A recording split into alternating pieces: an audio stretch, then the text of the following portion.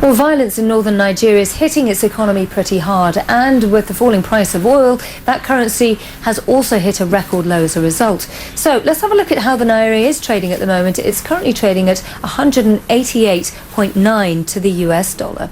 Let's bring back our emerging markets editor, John Defterios, who's once more with me enjoying the sunshine this afternoon in Davos. This is pleasant, isn't it? It's very pleasant, but unfortunately some of the kind of conversations that are happening in those panels among the delegates aren't quite so pleasant. And that also involves, as we said, oil. It also involves the violence that Nigeria is facing. Yeah, in fact, this is one of the darlings of the emerging market hemisphere, a G20 member growing nearly 7.5% last year. And if you take a look at it, the two that the IMF decided to ratchet down quite severely, Russia dropping its growth down to a negative 3% with a swing of 3.5% from its October forecast. Nigeria ratcheted down by 2.5% down to 4.8%. So going from last year at 7.3% down to 4.8%. And as you suggest, Nina, the hovering of Boko Haram over the geopolitical atmosphere in Nigeria in the north and whether it spreads or not. And I had a chance to speak to the chief executive officer of Oando, which is one of the largest downstream and upstream producers of oil and gas in Nigeria. And I asked him, it must be a disappointment to see such a sharp drop. And does it suggest that Nigeria remains too dependent on commodities or not? Let's take a listen. What's interesting, it's a 2.5% downgrade from the IMF and since October alone. That's quite substantial. Well, it's not, when you consider the drop in oil prices over 50%, I would say 2.5% drop is an indication that the economy is not entirely dependent on oil, because we should have had a more substantial reduction in our growth rates. What do you do in a $50 oil environment as a major upstream and downstream producer in Nigeria? Do you have to alter the strategy and retrench on some of the projects? No, I think we called it right. So we are quite hedged. We're hedged at $97.50 for the next 3 years. That was a risk management strategy we took early on in the game.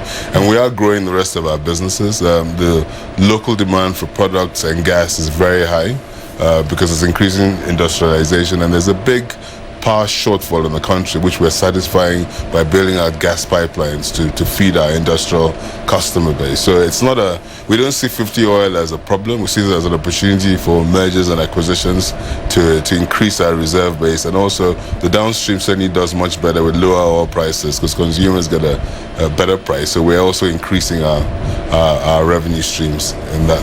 I'm trying to take the pulse here in Davos, and that is, when do we see stabilization of prices for energy between $70 and $80? Some are suggesting 2 to 3 years before we get to that level. Is that what you're planning for? Yeah, I think so. I think we need to see U.S. production shrink, and that's only going to occur when you see a lot of pain. A little pain. A few bankruptcies, unfortunately, must occur before the excess production gets regularized, such that we meet supply meets demand. Because right now there is a glut, and there is also to a certain extent, global recession. So we do need to wait a little for that equilibrium to recalibrate. Final point is a political one. Boko Haram, we look from the outside, we hear declarations that this problem will be tackled. It seems like the North is spreading here with their power base. What's the reality on the ground and what it means to business?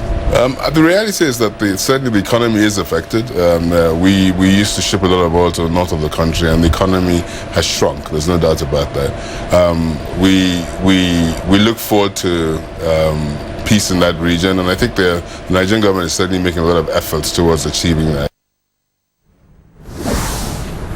So, John, that's a very interesting interview because also it comes ahead of the election in Nigeria too. So there's domestic political issues at play, but also that huge oil price issue. Yeah, indeed. They've tried to ratchet down their budget to $70 a barrel, and we're already at 50. So there's going to be a lot of pain felt. They only have reserves of $3 billion. This is not Saudi Arabia with $750 billion to play with. And then if you read the subtleties here, and you were listening to that interview very carefully, it is election year in 2015, and there is disappointment in the global community and the Davos community that Goodluck Jonathan has promised to tackle Boko Haram and tackle corruption. Had a panel on corruption today, and there's $30 billion that's been leaking out of the Nigerian state oil company for the last few years, and he hasn't gotten to the bottom of it. Is that going to hurt him during this election year or not? He wanted to stay out of the politics, obviously, but front and center for the investors of Nigeria right now, it's a big market, 160 million consumers. They remain concerned about Boko Haram and the issue of corruption.